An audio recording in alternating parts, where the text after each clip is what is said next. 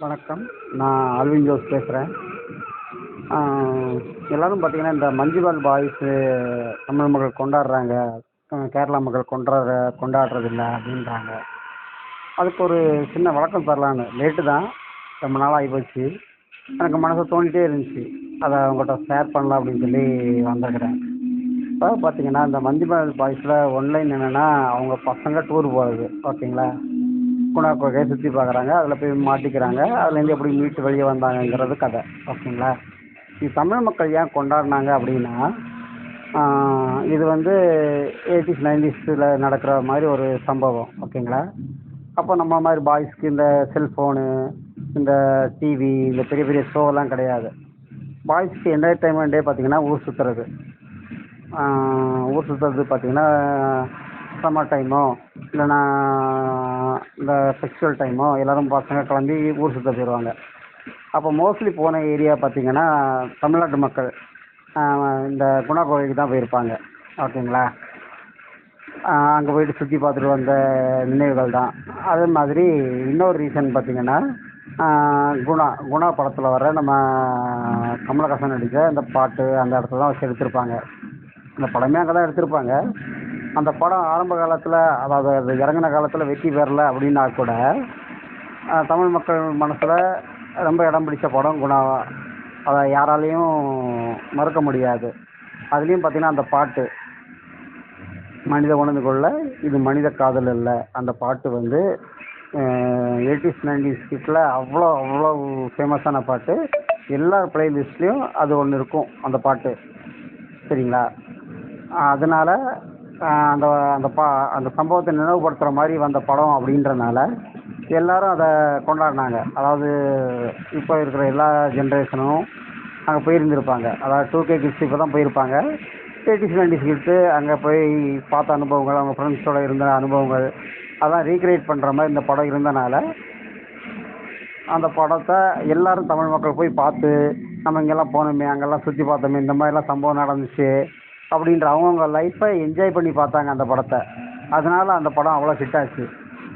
தமிழ் மக்கள் கேரளாவுக்கு போய் அவ்வளோ தூரம் சுற்றி பார்த்துருக்க மாட்டாங்க. தமிழ்நாட்டில் அந்த குணா குகைக்கு எல்லா மக்களும் போய் பார்த்துருக்கனால, அந்த படம் ரீக்ரியேட் பண்ணனால அதை எல்லோரும் கொண்டாடினாங்க. அதே மாதிரி எல்லா பிளேலிஸ்ட்லேயும் இருக்கிற அந்த கண்மணி அன்போட காதல் அந்த சுச்சுவேஷனுக்கு ஏற்ற மாதிரி அவங்க அந்த படத்தில் யூஸ் பண்ணியிருப்பாங்க. அதெல்லாமே நம்ம தமிழ் ஆடியன்ஸு கமலோட ரசிகர்கள் எல்லாருமே அதை கொண்டாடினாங்க. அதனால அந்த படம் அவ்வளோ ஹிட் ஆச்சு. அதுவும் பார்த்தீங்கன்னா கேரளா பீப்புள் எடுக்கிற படம் பார்த்தீங்கன்னா ரியல் லைஃப் ஸ்டோரியை ஒட்டியே இருக்கும். எக்ஸ்ட்ரா பிட்டு, எக்ஸ்ட்ரா ஹீரோக்காக ஒரு special song, special fight, special scene, extra extra comedy அந்த மாதிரிலாம் ஆட் பண்ண மாட்டாங்க. ரியலாகவே இருக்கும். அதனால் அது மக்களோட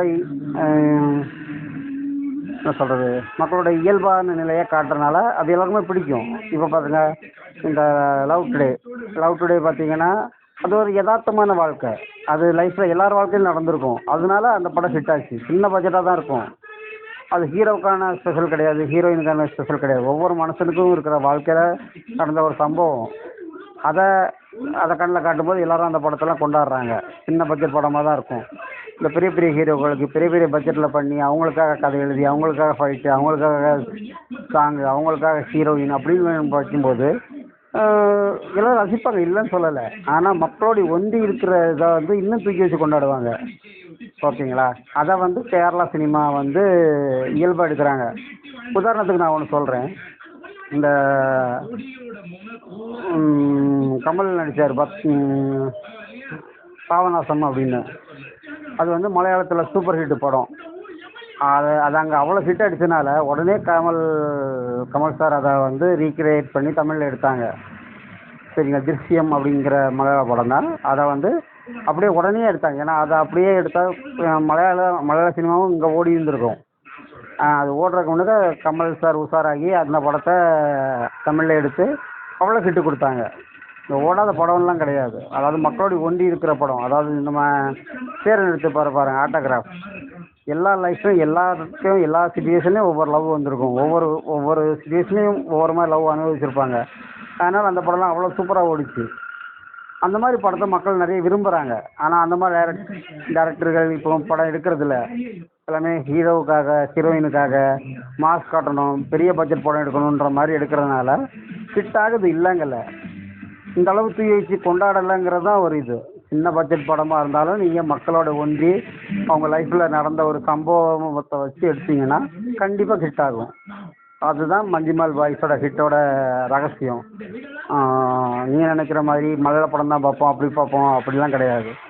வாழ்க்கையோட ஒன்றின படத்தை எந்த லாங்குவேஜில் இருந்தாலும் தூக்கி வச்சு கொண்டாடுவாங்க மக்கள். அதுதான் உண்மை. அப்படி தான் மஞ்சுமல் பாய்ஸ் ஹிட் ஆனது. நன்றி, வணக்கம். வணக்கம்.